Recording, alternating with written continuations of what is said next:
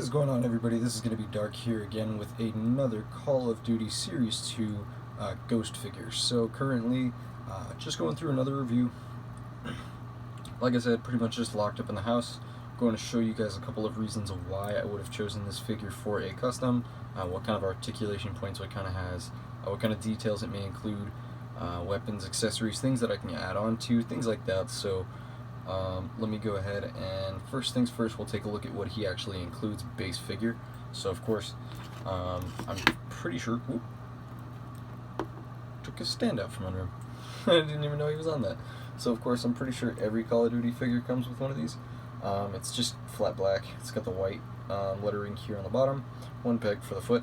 Like I said in the last video, don't really like those things. If I cannot make a figure stand on its own, I'm probably not going to pick it up, because if it's weight balanced weird and things like that, it's not going to work properly on my shelf.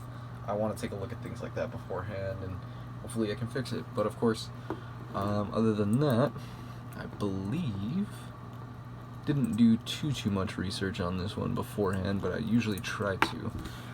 Pretty sure it's going to be a 416 or something like that. That stock configuration is going to screw me up, but it doesn't look too different than the traditional AR model from, Heckler & Koch to a couple of different American style rifles, German style rifles. It just looks like a regular AR. So other than that, we'll get on to the figure. He's got flashbang grenades, or I think they're gas grenades. No, that doesn't look like a flashbang to me. These look more like flashbangers, but those are red. Need to do some more research before I did all this. If you guys seen the last video, you'll see that I did not have his shawl thing over the top of him. Not the biggest fan of it. It's a little rubbery. I don't like this outfit in particular anyway, just because my style for Ghost, I've got a lot of Modern Warfare 2 memories and things like that, so I'm not exactly the biggest fan of the new Ghost design.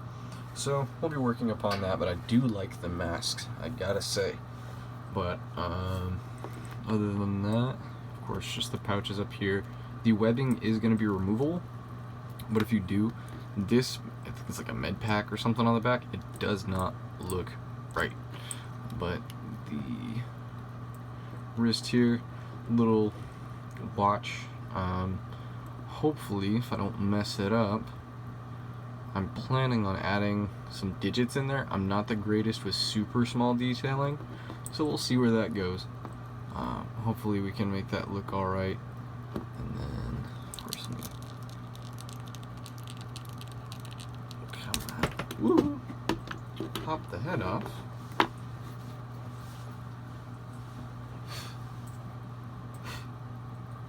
Doggo hair. Sorry about that, guys.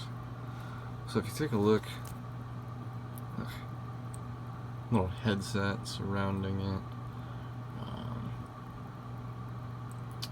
It looks like it's been sewn in or something. Looks like it's been re-added on. You can see from the balaclava, it's actually got the ripples in there for like the actual thread, and then it looks, like I said, it looks like this is attached some way, like some metal or bone or something. And then the headset comes down.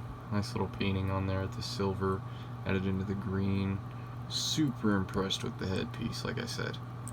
But me personally, I think that at least this version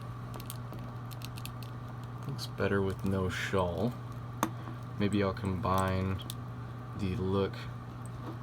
Don't want to spoil anything, but maybe I combine the look between the two when I do go to make my custom.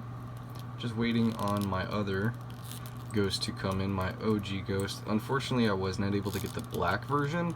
I got the gray diving version. I think it was the GameStop exclusive. It's not going to bother me all that much. It's getting torn to shreds anyway, so it doesn't matter. And of course, we'll go on to articulation.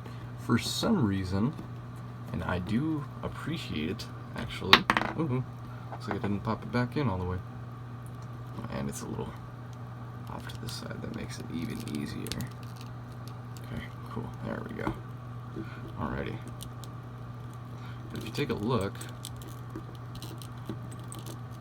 the height on these guys, and I don't have, oh, I do have woods, hold on. The height on these guys does not seem to be uniform. If you take that down there, sir. Of course, he is a little slouched, but if you take a look from Price, the top of his head, and it may just be due to the amount of head Ghost actually has, but he's quite a bit taller than Price actually, and I do appreciate that because he's a little bulkier too. And of course, you know, militarily speaking, you're gonna have some pretty jacked dudes, but it's not they're not cogs. Like, it's not Gears of War. They're not huge all 100% of the time. Not everybody has the same uniform height, so that's cool. I do appreciate the fact that McFarlane did make a little bit of a height difference. I don't know if it was on purpose or not, but it does work. I like it. And then same articulation. There's one that goes into the neck, and then there's also the double ball, or it's a single ball peg that goes into the actual head itself, so that you get a pretty good range of motion. His chin can touch his neck, and then rotating bicep, and same wing butterfly hinge, and then the normal hinge, and then the peg. Mid articulation gets a little hung up on the rubber, but it is there. Up and down movement is pretty much non-existent though.